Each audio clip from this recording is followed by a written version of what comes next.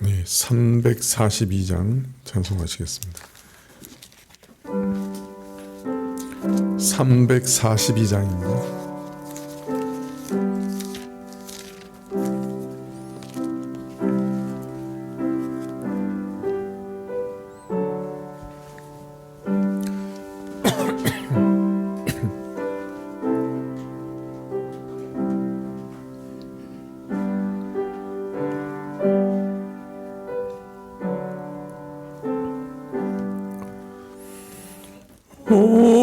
어려운 일 당할 때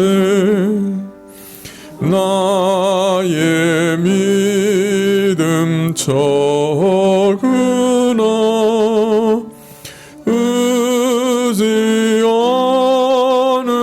내 주를 더욱 의지합니다.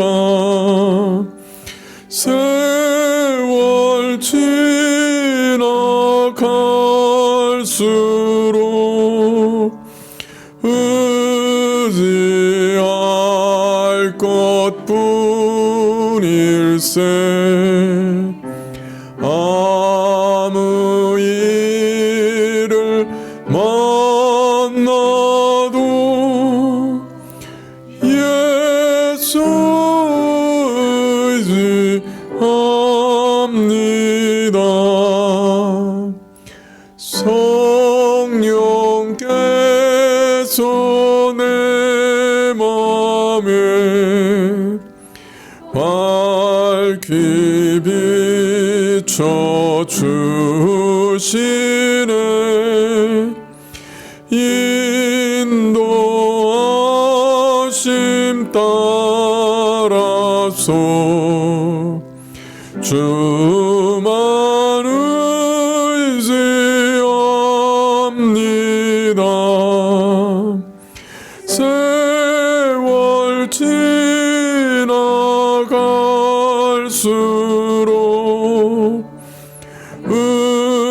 의지할 것뿐일세. 아무 일을 만나도 예수 의지합니다.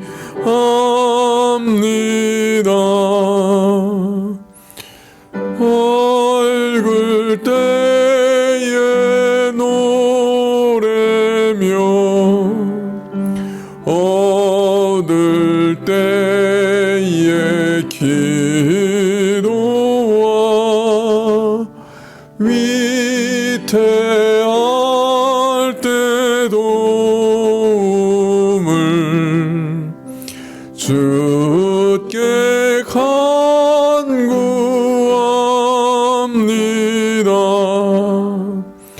세월 지나갈수록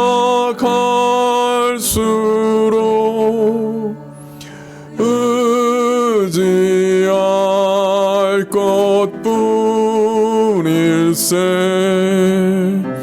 아무 일을 만나도 예수 의지합니다. 생명 있을 동안에 예수 의지합니다. 천국 올라가도록 의지할 것뿐일세. 세월 지나갈수록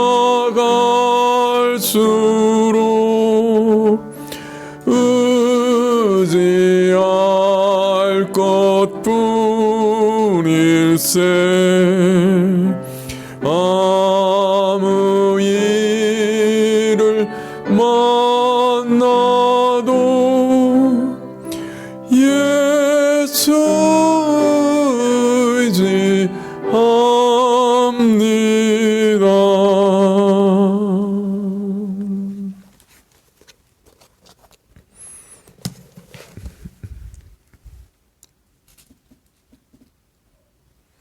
418장입니다.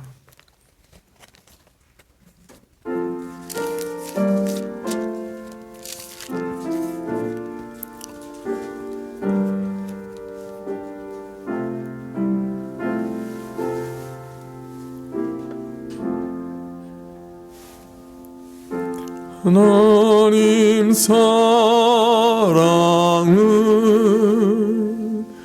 온전한 참 사랑 내 맘에 부어 주시사 충만케 하소서. 내 주의 참 사랑 햇빛과 같으니 그 사랑 내게 비추사 뜨겁게 하소서. 그 사랑 앞에는 풍파도 그치며 어두운 밤도 와나니 그 힘이 크도다. 하나님 사랑에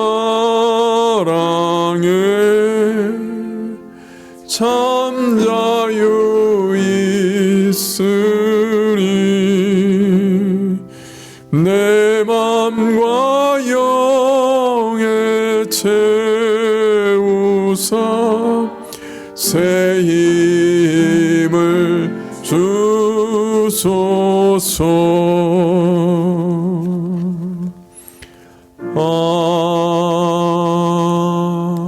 아멘.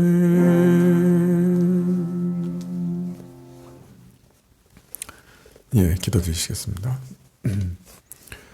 아버지 하나님, 저희가 또 주중에 나와서 주께 예배드리게 하시니 감사합니다. 저희 피곤한 몸을 일으켜 주시고 주님, 저희 영혼에 새 힘을 주시기를 원합니다. 아버지 하나님, 저희 교회에 오랫동안 질병을 앓으면서 고통하는 자들도 많이 있었는데 하나님께서 저들의 고통을 하감하여 주시고 질병을 치료해 주시기를 이 시간 다시금 기도드립니다. 아버지 하나님, 참 사람이 질병으로 인해서 연약할 때 그 마음도 무너지기 쉽고 영적으로도 넘어지기 쉽사오니 참 연약한 자들 붙들어 주시고 믿음을 끝까지 지켜주시기를 간절히 구합니다. 주님, 오랫동안 예배드리고 교회에 출석하오나 그 귀가 아직 열리지 않아서 주의 말씀의 그 진귀한 것과 귀한 것과 오묘한 것을 제대로 잘 깨닫지 못하는 자들도 있사오니 아버지 하나님, 불쌍히 여겨주시사 그 귀를 열어주시기를 원하고 또 말씀 속에서 우리 자신이 얼마나 깊고 무서운 죄인인지 깨달아 알게 하시고 오직 예수 그리스도만 의지할 수 있도록 도와주시기를 원합니다. 우리의 아집과 우리의 생각과 우리의 선입관이 주의 말씀을 막아서 참으로 좀 돌짝밭과 같은 그런 마음이 되기도 하고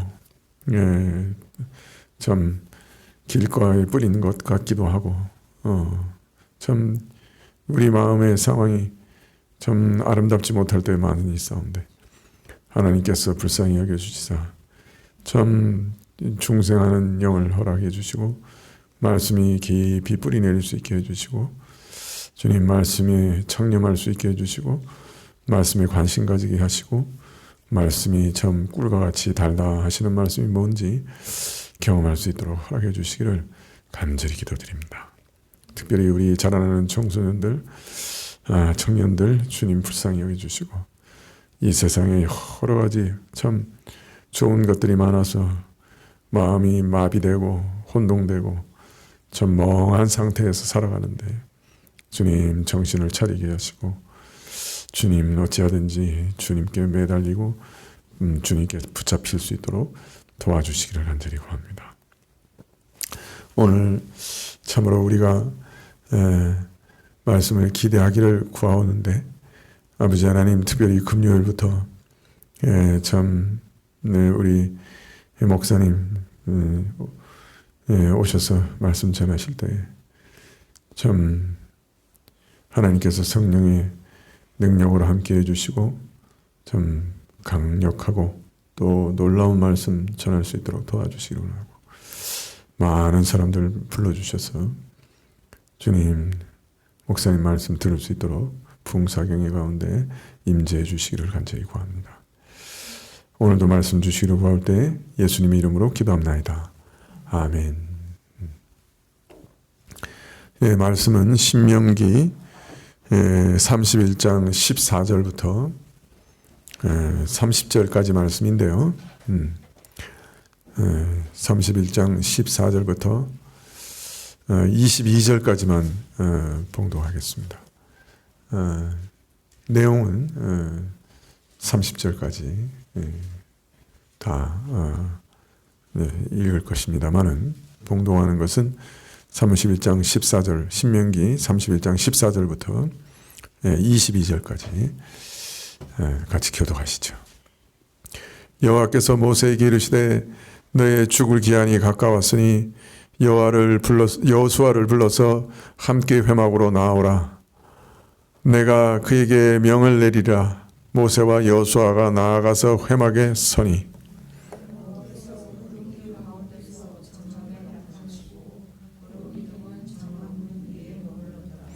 여호와께서 모세에게 이르시되 너는 너희 열조와 함께 자려니와 이 백성은 들어가 거할 그 땅에서 일어나서 이방신들을 음란히 쫓아 나를 버리며 내가 그들과 세운 언약을 어길 것이라.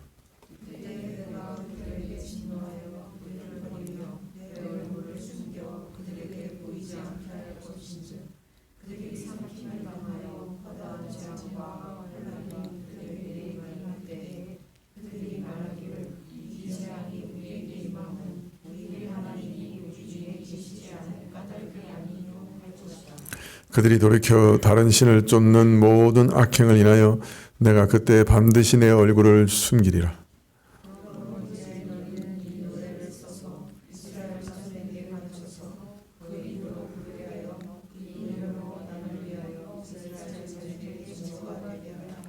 내가 그들의 열조에게 맹세한 바 젖과 꿀이 흐르는 땅으로 그들을 인도하여 드린 후에 그들이 먹어 배부르고 살찌면 돌이켜 다른 신들을 섬기며 나를 멸시하여 내 언약을 어기리니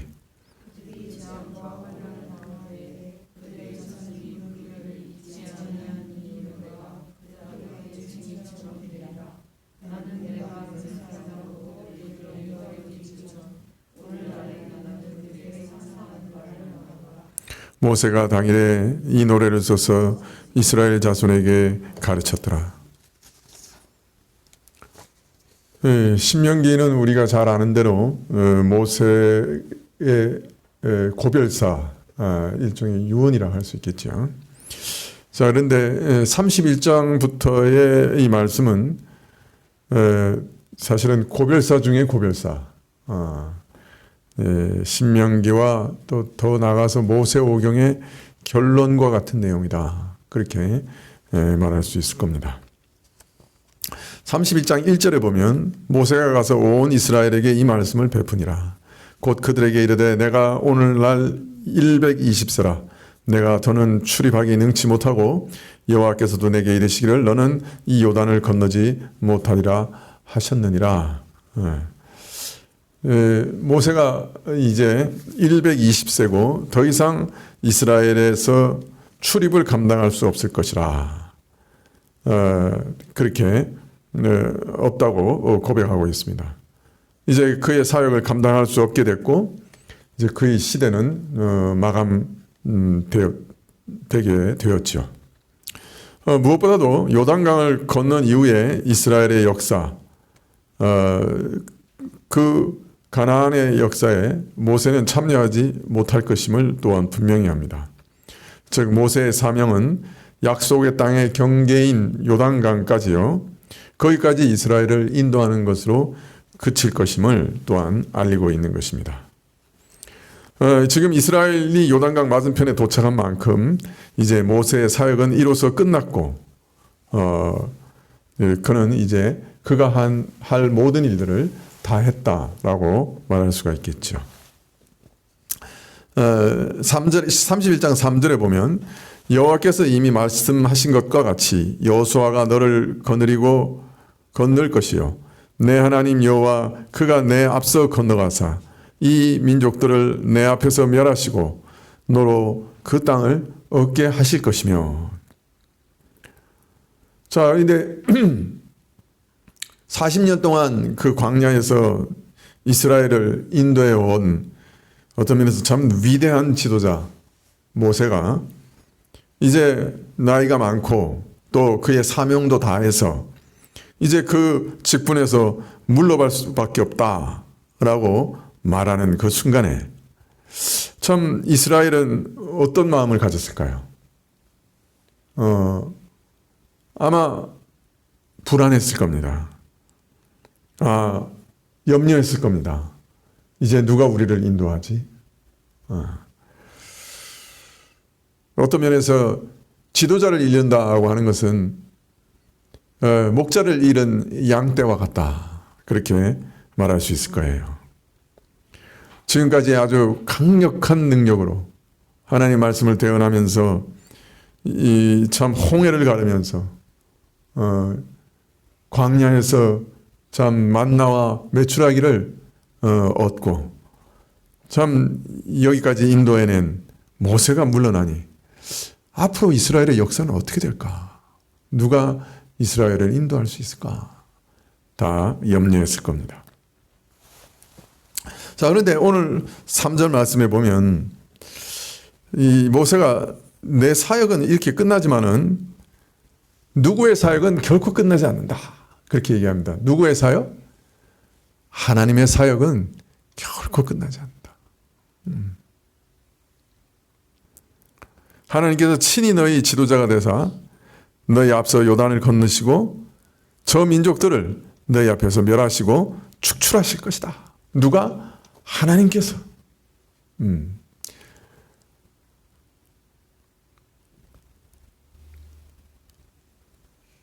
사실 하나님께서 모세를 통해서 놀라운 일을 행했지만은 지금까지 이스라엘을 정령 인도해 오신 분은, 참된 지도자는, 참된 통치자는 하나님 한 분뿐이셨죠. 어느 때에도 모세가 이스라엘의 참 지도자는 아니었어요. 그를 통해서 이스라엘을 인도해 오신 하나님만이 유일한 지도자셨죠. 따라서 이후의 이스라엘 역사에 있어서도 하나님께서 진정한 지도자로 너희를 인도하실 것이고 통치하실 것이고 너희를 이끌어 가실 것이다 라고 모세는 아주 분명하게 선언하고 있는 것이죠. 우리는 교회에서 사람을 많이 봅니다. 저 사람이 없으면 어떻게 하지? 그런 생각 많이 하죠. 그러나 교회의 진정한 지도자는 하나님이십니다. 그렇기 때문에 우리는 늘 하나님 한 분만 의지하며 살아야 합니다. 자, 그리고 모세가 계속 말하기를 하나님께서 말씀하신 대로 여호수아가 너희 앞서 건너리라. 너희를 이제 인도하는 지도자가 될 것이다. 하나님께서는 이제 모세를 대리통치자로 세워서 이스라엘을 다스리고 인도하셨던 것처럼 이제 여호수아를 세우실 겁니다. 하나님께서는 하나님이 친히 다스리시고 지도하시지만은 또 교회 안에 늘 사람을 대리통치자로 세우시고 그를 또 지도자로 임명하시고 일하시는 것도 사실입니다. 그래서 모세를 이어 여호수아를 이제 세우십니다. 자, 오늘 말씀 14절 이하에 보면 하나님께서 여호수아를 불러 모세와 함께 회막 앞에 서라고 하십니다. 그리고 구름 기둥 가운데 하나님께서 저들 가운데 나타나십니다. 친히 여호수아를 다음 세대 지도자로 세우시려고 저에게 임재하셨던 거죠. 14절에 여호와께서 모세에게 이르시되 너희 죽을 기한이 가까웠으니 여호수아를 불러서 함께 회막으로 나오라. 내가 그에게 명을 내리리라. 모세와 여호수아가 나아가서 회막에 서니 여호와께서 구름 기둥 가운데 장막에 나타나시고 구름 기둥은 장막 무늬에 머물렀더라. 자, 그런데 다음 세대 이스라엘의 지도자 여호수아를 세우기 위해 이렇게 구름 기둥 가운데 임재하신 후에 우리가 기대하는 것은 어떤 내용을 기대하게 됩니까? 여호수아에게 뭔가 명령하시고, 그죠? 또 뭐 여호수아에게 뭔가 약속하시고 이런 걸 이제 기대하게 되는데 갑자기 이 여호수아의 임직과는 아무 상관이 없는 같은 말씀이 툭 튀어나와요.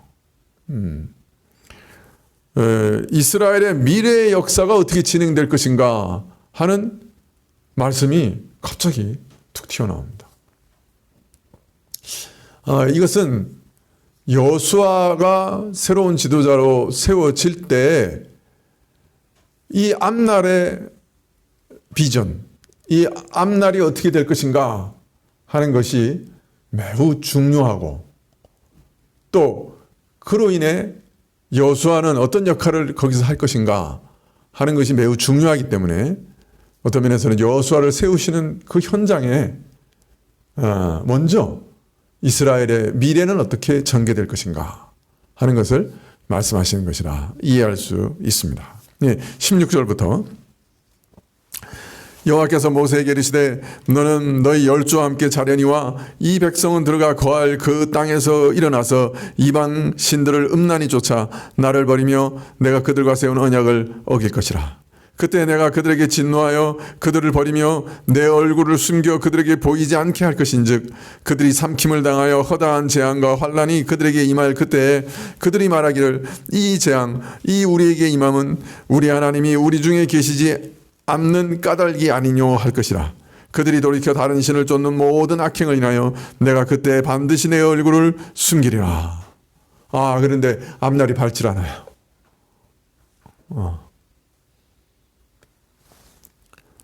모세가 열조와 함께 잠들면 이 백성이 일어나서 가나안에 들어갈 것인데, 그런데 그 가나안에서 낯선 신들, 이방 신들을 음란히 섬길 것이고 나를 버릴 것이고 나의 언약을 깨트릴 것이다. 참 충격적인 말씀을 하시죠. 저들이 나를 배반할 것이다. 그러면 내가 이 백성에게 진노해서 나도 저들에게 내 얼굴을 숨길 것이다. 그러면 내가 저들을 보호하지 않고 내 얼굴을 숨겨버리면 저들은 사방에서 삼킴을 당하고 재앙과 환난을 당할 것이고, 그때 우리 하나님이 우리와 함께 계시지 않기 때문에 우리에게 이런 재앙이 임한 것이 아니냐, 이스라엘 백성들은 물을 것이다. 참 삶을 지켜주시고 우리 삶의 근거가 되고 근원이 되시는 하나님께서 우리와 함께 계시지 않으니 우리가 정말 이런 재앙 가운데 있구나, 마치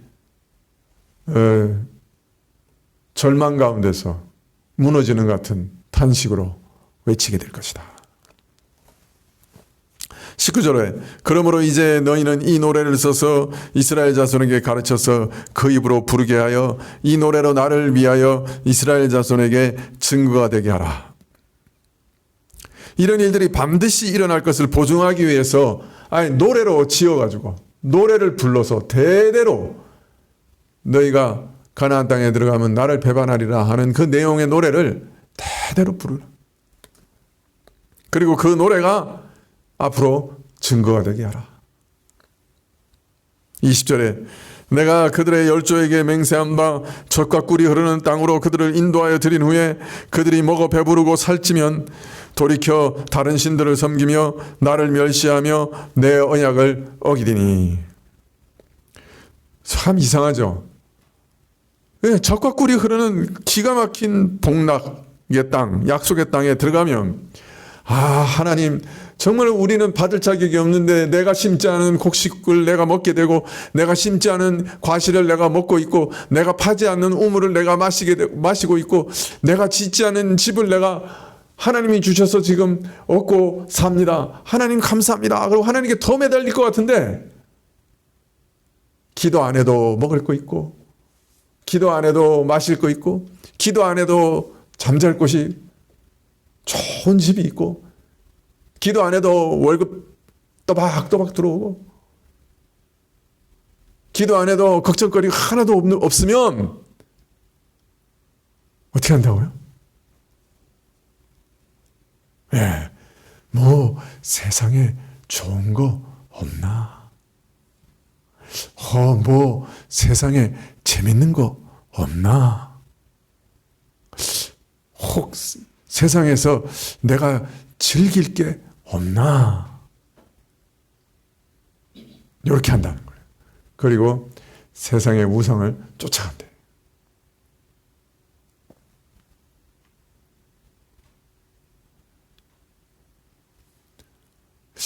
지금 누구 얘기하는 것 같아요?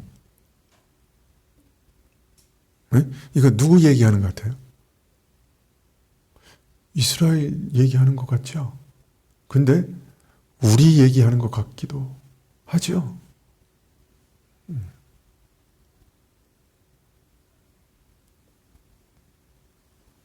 21절에 그들이 재앙과 환난을 당할 때 그들이 자손이 부르기를 잊지 아니한 이 노래가 그들 앞에서 증인처럼 되리라. 나는 내가 맹세한 땅에서 그들을 인도하여 드리기 전 오늘날에 나는 그들의 상상하는 바를 아노라. 이방신을 섬기는 이스라엘에게 하나님께서 진노하사 많은 재앙과 환난으로 심판하실 것인데 그때 이 노래가 그 후손들에게 불릴 것이고 그것이 증거가 될 것이다. 하나님께서 이미 그렇게 말씀하셨다는 것을 증거하게 될 거다. 하나님께서는 지금 모세 이후의 세대를 책임질 여호수아를 세우시면서 이스라엘의 미래 역사에 대해서 예언하시되 이들이 반드시 나를 버리고 이방신을 섬길 것이며 진노의 심판을 피할 수 없을 것이며 그리고 이것은 분명히 이들이 나를 배반할 것인데 이것이 분명히 일어날 것을 확인하기 위해서 미리 노래까지 지어서 저들에게 부르게 하겠다 라고 말씀하고 계세요. 야, 그런데 어떻게 하나님께서는 이스라엘의 실패를 이렇게 화가 나실 수가 있는가? 뭘 보고 이렇게 화가 나시는가? 오늘 말에 뭐라고 되어 있습니까?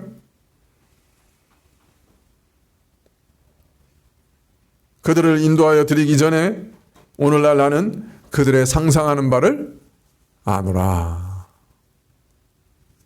근데 우리말은 상상하는 바를 안다 이렇게 되어 있지만은 이 예제르라고 하는 말은 체질이라고 번역하는 것이 제일 좋아요. 그러니까 성품, 기질 이런 거예요.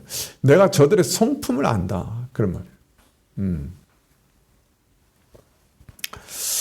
말이에요. 쉽게 표현하면 저 이스라엘이 어떻게 생겨 먹었는지 내가 잘 안다. 저들 속에서 뭘 생각하고 뭘 원하고 어떤 기질을 가지고 있고 어떤 성품을 가지고 있는지 내가 잘 안다. 내가 저들이 누군지 내가 너무 잘 안다. 그렇게 얘기하시는 거예요. 이스라엘 자신은 모르는데 이스라엘 자신은 우리가 하나님의 계명을 철저하게 지키겠습니다. 그렇게 맹세하고 그래놓고 이제 바로 금송아지 만들었지만은 그러나 하여튼 자기들은 열심히 노력하면 이 계명 지킬 줄 알았어요. 계명을 잘 지키겠다고 마음먹었어요. 여러분 아침마다 만나를 먹었고 메추라기를 먹었고 반석에 나와서는 샘물을 먹고 홍해를 건넌 사람들이에요. 하나님 명령을 우리가 따르겠습니다. 그런 생각도 안 했을까 봐요. 했죠. 내가 하나님 명령을 따를 거예요. 나는 누구보다 하나님 잘 믿을 거예요. 그 생각 안 했겠어요? 그런데 하나님은 뭐라 그러시냐면은 야, 내가 너 누군지 알아. 네가 얼마나 연약한지 알아. 너 체질을 내가 알아. 너 반드시 가나안에 들어가서 모든 것이 풍족하면 날 배반할 거야.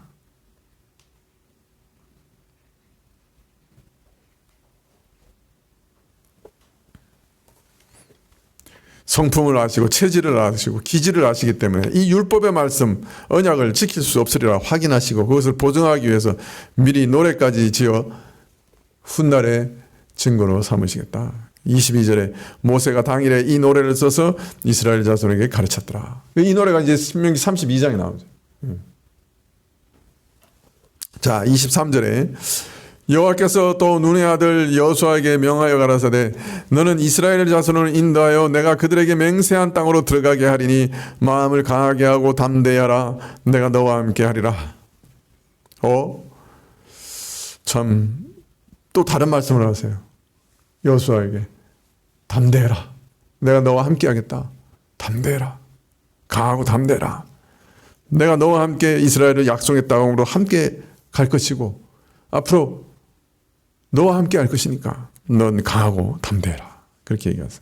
그 다음에 24절에 모세가 이 율법의 말씀을 다 책에 써서 마친 후에 여호와의 언약궤를 매는 레위 사람에게 명하여 가로되 이 율법책을 가져다가 너희 하나님 여호와의 언약궤 곁에 두어 너희가에게 증거가 되게 하라. 내가 너희의 패역함과 목이 곧은 것을 아나니 오늘날 내가 생존하여 너희와 함께하여도 너희가 여호와를 거역하였거든 하물며 내가 죽은 후에 이르랴. 모세가 율법의 말씀들을 책에 완전히 빠짐없이 기록해서 언약궤를 매는 레위인들에게 주었습니다. 그리고 명하시되 이 언약궤 옆에 두어서 이 율법책을 내게 증거가 되게 하라. 그렇게 말씀합니다. 자, 그런데 그 증거의 의미에 대해서 설명하기를 내가 너희의 패역함과 목이 곧음을 알기 때문에 내가 오늘 살아서 너희와 함께 있어도 너희가 하나님을 반역했거든 하물며 내가 죽은 다음에 어떻게 하겠느냐. 너희의 성품, 완악함, 목이 곧음, 패역함을 때문에 결코 너희가 율법에 순종하지 못하리라. 다시 확언하고 있습니다. 28절에 너희 지파 모든 장로와 유사들을 내 앞에 모으라. 내가 이 말씀을 그들의 귀에 들리고 그들에게 천지로 증거를 삼으리라. 내가 알거니와 내가 죽은 후에 너희가 스스로 부패하여 내가 너희에게 명한 길을 떠나서 여호와의 목전에 악을 행하여 너희 손으로 하는 일로 그를 경록케 하므로 너희가 말세의 재앙을 당하리라 하니라. 모세가 이스라엘 총회에게 이 노래의 말씀을 끝까지 읽어 들리니라. 이스라엘의 장로들과 관원들을 불러 모아라. 내가 이 말을 그들에게 말하여 들릴 것이고 하늘과 땅을 그들에 대한 증인으로 삼으리라. 내가 죽은 후에 너희가 반드시 부패해서 내가 명한 길에서 떠날 것이요 너희가 하나님 목전에 악을 행하여 너희 행위로 그 노를 격발함으로 인해 마지막 날에 후일에 너희에게 재앙이 닥칠 것이다. 그리고 그 온 회중 앞에서 이 노래를 빠짐없이 알렸다. 그렇게 말하고 있습니다. 여기 하늘과 땅을 증인으로 또 삼는다. 율법책을 증인으로 삼고 하늘과 땅을 증인으로 삼고 노래를 지어서 증인으로 삼고 그냥 막 몇 중의 증인이 있어요. 그죠? 내가 이렇게까지 얘기했는데 너희 반드시 나를 배반할 거야.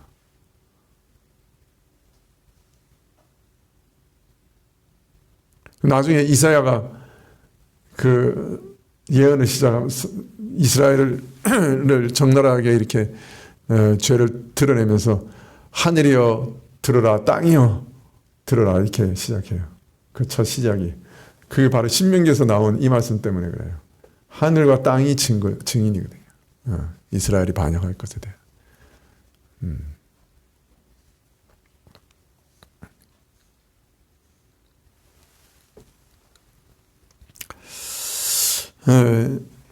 하나님께서 이스라엘의 미래 역사를 내다보시면서 또 알리시면서 내가 너희 성품을 안다.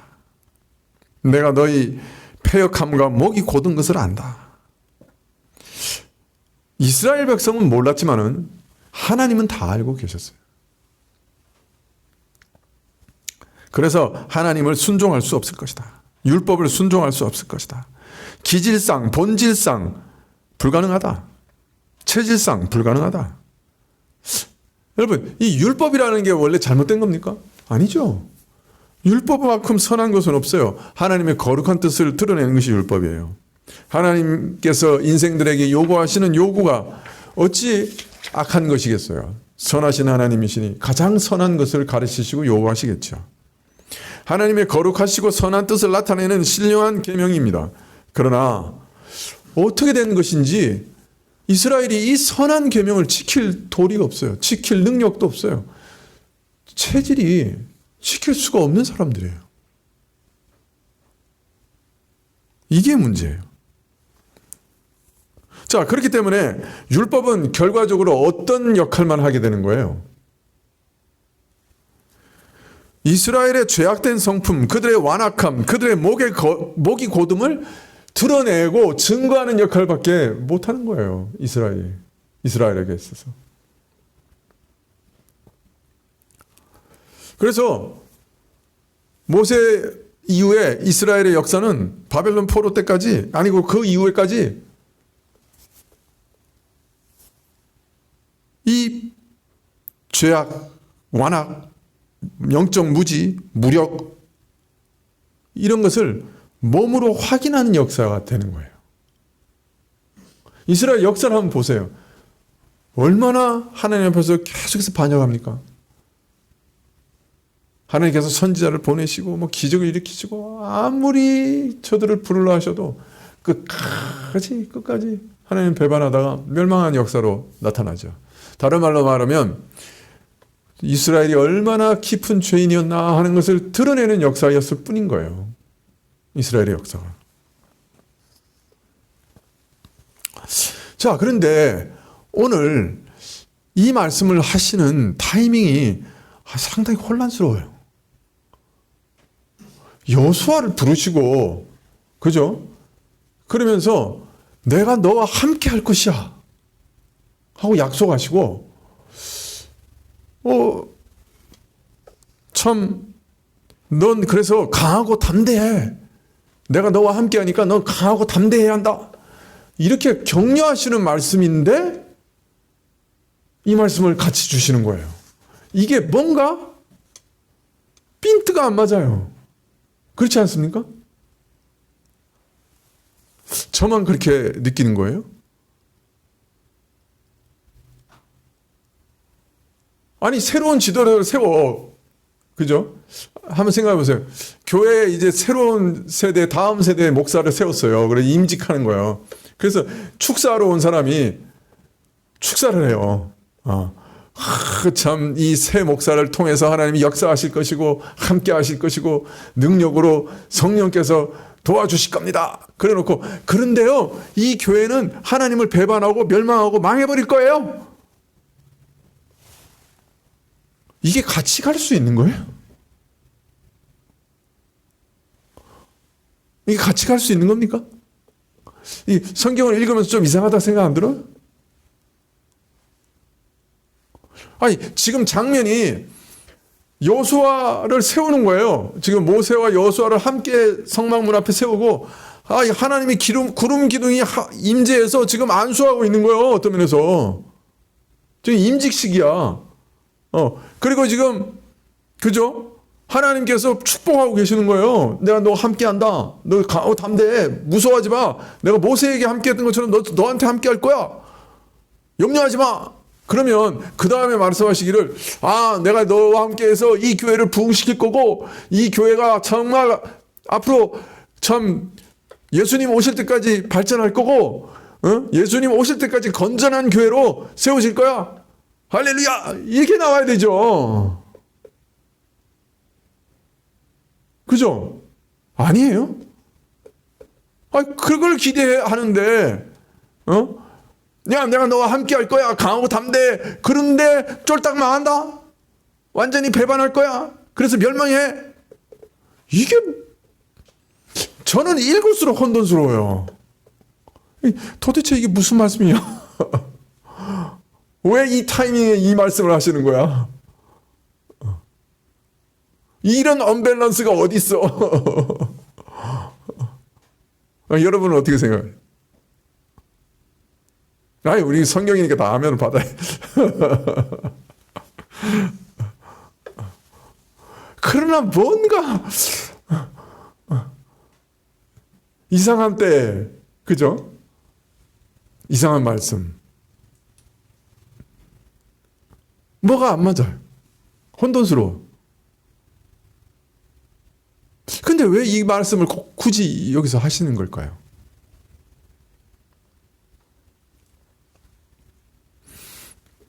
모세가 은퇴하고 이제 여호수아가 시작된다고 하는 것은 이스라엘의 가나안의 역사가 시작된다는 얘기입니다. 그 가나안의 역사가 시작될 때 이 가나안의 역사를 시작하는 사람한테 야, 내가 너하고 함께 할 테니까 강하고 담대해. 이렇게 얘기하신 거예요. 그런데 그러므로 기대하고 참 이 교회가 앞으로 많은 열매를 맺고 주변에 있는 모든 이방인까지 다 구원하고 아주 풍성하고 아주 부흥할 거야. 염려하지 마. 이게 정답인 것 같은데. 야, 그런데 노력해봤자 소용없어. 얘네들 가나안에 들어가면 다 날 배반하고 이방신 섬기다가 쫄딱 망해. 내가 노래로 지어서 증거할 수 있다. 반드시 그렇게 된다고.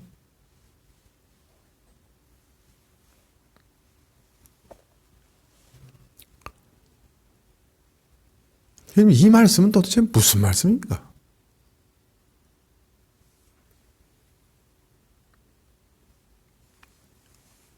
그럼 왜 여호수아에게 너 강하고 담대하라고 그렇게 얘기하시는 거예요?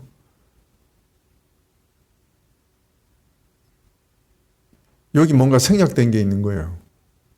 그죠? 강하고 담대하라고 말씀하셨다면은, 그리고 내가 너와 함께 하겠다고 말씀하셨다면은, 가나안의 역사에서도 내가 너와 함께 하겠다. 널 떠나지 않는다. 라고 약속하신다면은, 여기 뭔가 생략된 게 있는 거예요. 내가 너와 함께 할 것이고, 이스라엘의 이런 실패가 분명하지만은, 이런 실패의 역사를 넘어서 어떤 소망의 역사가 이스라엘을 기다리고 있는 것이니 너희는 담대하고, 그죠? 강하고 담대해야 돼.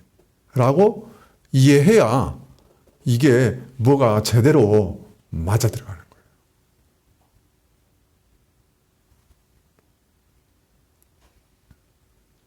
물론 성경이 기록한 대로 이후의 역사는 이스라엘의 죄악성과 완악함, 영적 무능력을 정말 몸으로 확실하게 보여주고 증거하는 역사가 됩니다. 죄악을 고집하고 고집해 선지자를 보내고 보내도 고집하다가 망해버렸어요. 그래서 율법을 순종할 수 없는 무력한 자들이다.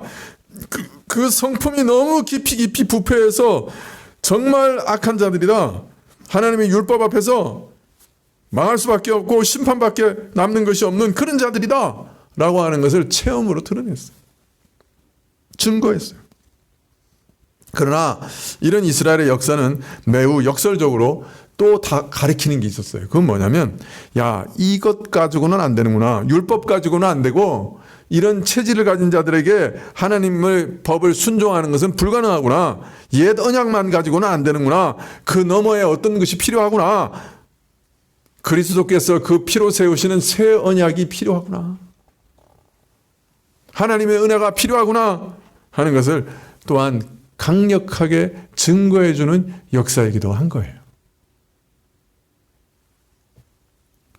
그래서 다음 세대를 시작하는 이스라엘, 가나안의 역사를 시작하는 지도자에게 하나님께서 강하고 담대하라, 내가 너와 함께 하리라 격려하시면서 동시에 앞으로 이스라엘이 이러한 실패를 경험하고 자신의 부패한 죄악성과 완악함과 무능함을 몸으로 역사로 확증할 것이다 말씀하신 것은, 그러나 이러한 역사 너머에 있는 참된 소망을 보시고 말씀하신 것이고, 이러한 미래의 실패를 전제로 하시면서도 강하고 담대하라 격려하신 것은 이스라엘의 역사가 이런 실패로 끝나는 역사가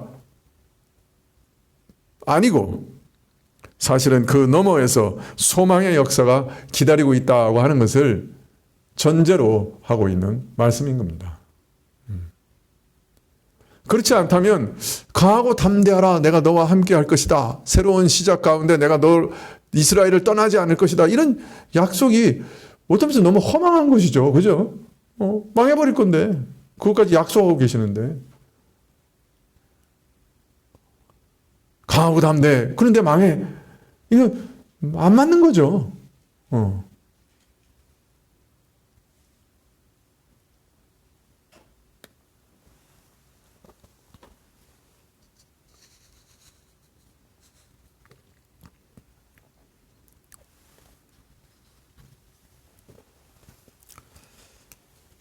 '온 인류는 본질적으로 율법을 지킬 능력이 없어요.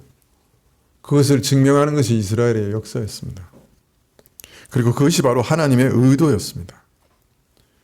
그러나 이런 실패를 통해서 자신의 부패한 죄악성과 영적 무능과 막닥뜨리게 함으로써 자신을 뛰어넘어, 인간의 능력을 뛰어넘어, 인간의 의를 뛰어넘어 하나님의 능력과 의를, 이스라엘 역사 너머에 계신 그리스도의 은혜를 바라보게 하려고 하셨던 겁니다.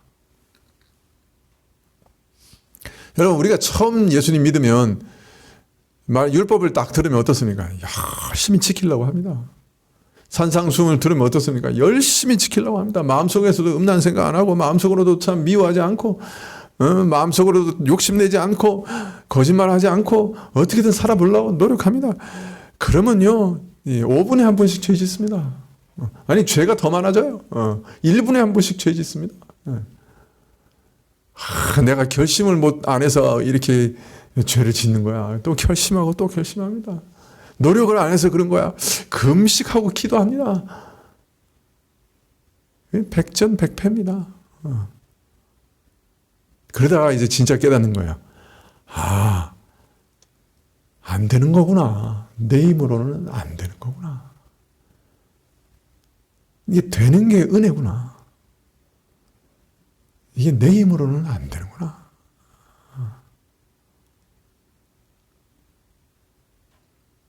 그걸 이제 경험하는 거죠.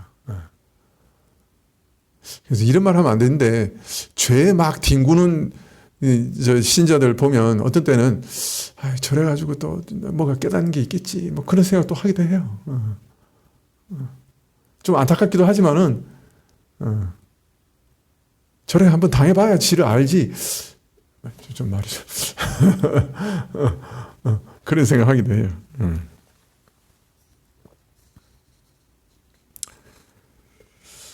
이런 격려, 강하고 담대하라, 내가 너희와 함께 하리라 하는 이 격려의 말씀이 완전히 무의미하지 않을 수 있었던 것은 이스라엘의 역사 넘어 있는 새 역사, 새 언약, 새 이스라엘에 대한 은혜가 기다리고 있었기 때문에 무의미하지 않았던 거예요. 사실은 이 모든 격려는 앞으로의 궁극적 소망까지도 포함된 격려였던 거죠. 그래서 이스라엘이 가서 가나안도 점령하고, 이스라엘이 그 나라를 세우려고 노력하고, 이런 것들이 다 의미가 있는 거죠. 그것이 끝내는 그리스도의 왕국과 연결될 것이니까. 무의미하게 멸망하고 파산하고 끝나버리면 그게 무슨 의미가 있는 거예요? 이런 격려가 무슨 의미가 있어요?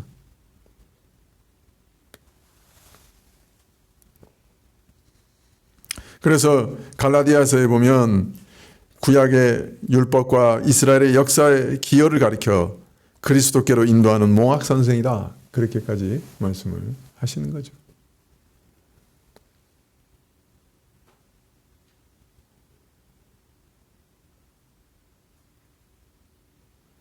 여호수아에게 앞으로 이스라엘 역사가 죄악과 심판으로 끝날 것을 말씀하시면서도 역사의 발걸음을 내딛는 그 후세대에게 강하고 담대하라, 내가 너와 함께 하리라 말씀하신 것은 실패의 이스라엘 역사를 넘어 행하실 그리스도의 은혜를 바라보며 그리스도의 역사까지 내다보면서 격려하고 계신 것이라 할 수 있습니다. 여러분, 사실 오늘 말씀 엄청 중요합니다. 이걸 모르면요, 이 말씀을 모르면 모세 율법을 왜 주셨는지 모르는 거예요. 이게 결론이거든요. 모세 율법의 최종적인 결론이거든요. 모세 율법 다 주신 다음에 근데 이거 못 전하고 다 멸망해. 그리고 그리스도의 은혜 역사를 기다려야 되는 거야. 이 말씀은 율법이 이스라엘 가운데 어떤 역할을 할 것인가 하는 것을 그냥 보여주는, 그러니까 모세오경의 진짜 결론이에요, 이게. 그리고요, 이것이 앞으로 있을 이스라엘 역사를 보게 하는 가장 중요한 눈이에요. 그러니까 이스라엘의 역사의 의미가 뭐냐 하는 것을 보여주는 말씀이에요. 그리고 선지서들이 뭘 얘기하느냐, 그걸 보여주는 게 오늘 말씀이에요, 사실은. 그래서 선지서의 대표인 이사야가 그 말을 시작할 때 하늘이여 들어라 땅이여 들을지어다, 그 얘기를 시작하는 거예요. 신명기 이 말씀이 그렇게 중요한 거라고요. 다른 말로 하면 오늘 이 로마서가 전 성경을 꿰뚫고 해석하는 눈이라고 하면 오늘 이 신명기 31장부터 나오는 말씀이 구약 전체를 꿰뚫어 보고 볼 수 있게 하는 눈이에요. 이걸 모르면 선지서도 엉뚱하게 해석하는 것이고 이스라엘 역사도 엉뚱하게 해석하는 것이고 모세 율법도 엉뚱하게 해석하는 거예요. 이 말씀이 어마어마하게 중요한 거예요.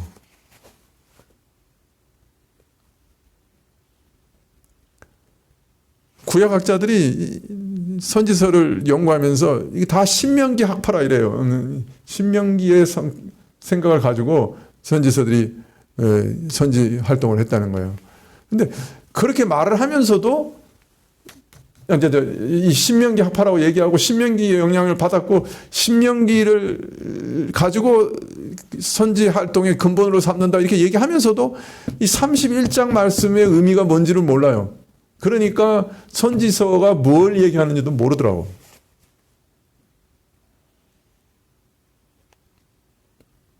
계속 선지서에서 너희가 왜 말씀을 지키지 못하느냐, 왜 안 지키느냐, 막 이렇게 얘기하니까 이 말씀을 지켰으면 되는데 뭐 이런 식으로 선지서를 계속 오해하는 거예요.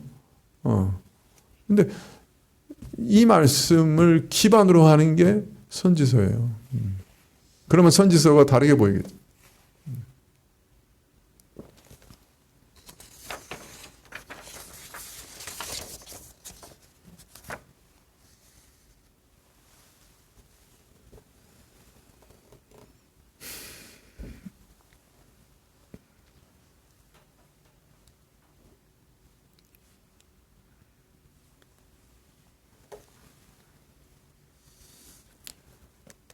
기도하시겠습니다.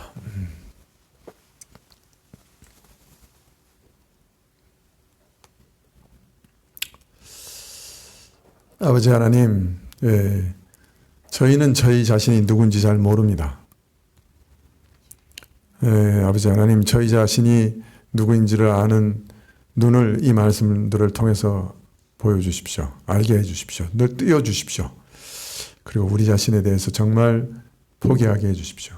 부인하게 해주십시오. 그리고 믿음으로 그리스도를 참으로 붙잡을 수 있게 해주십시오.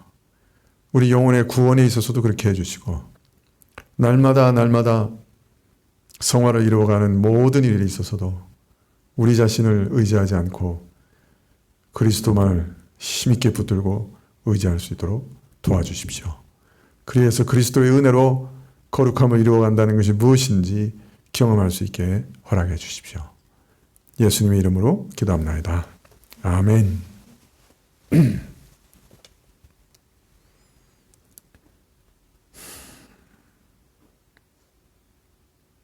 예, 105장 한 장 찬송 드리시죠.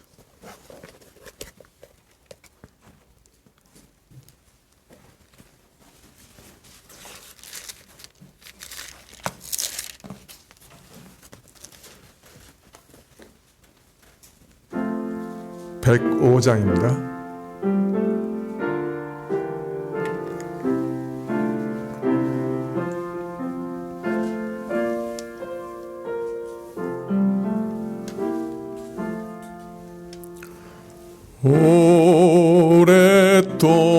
오랫동안 기다리던 주님 하소. 죄에 매인 백성들을 자유 얻게 하시네. 주는 우리 소망이요 힘과 위로 되시니 오래 기다리던 백성 많은 복을 받겠네. 모든 백성 구하려고 임금으로 오시니 영원토록 우리들을 친히 다스리시며 죄로 상한 우리 마음을 은혜로서 고치고 주의 빛난 보좌 앞에 이르도록 하소서.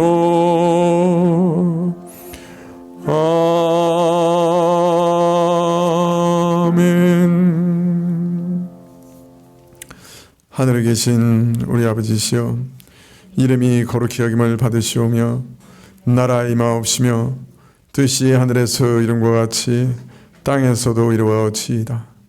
오늘날 우리에게 일용할 양식을 주옵시고 우리가 우리에게 죄 지은 자를 사하여 준 것 같이 우리 죄를 사하여 주옵시고 우리를 시험에 들게 하지 마옵시고 다만 악에서 구하옵소서. 대개 나라와 권세와 영광이 아버지께 영원히 있사옵나이다. 아멘.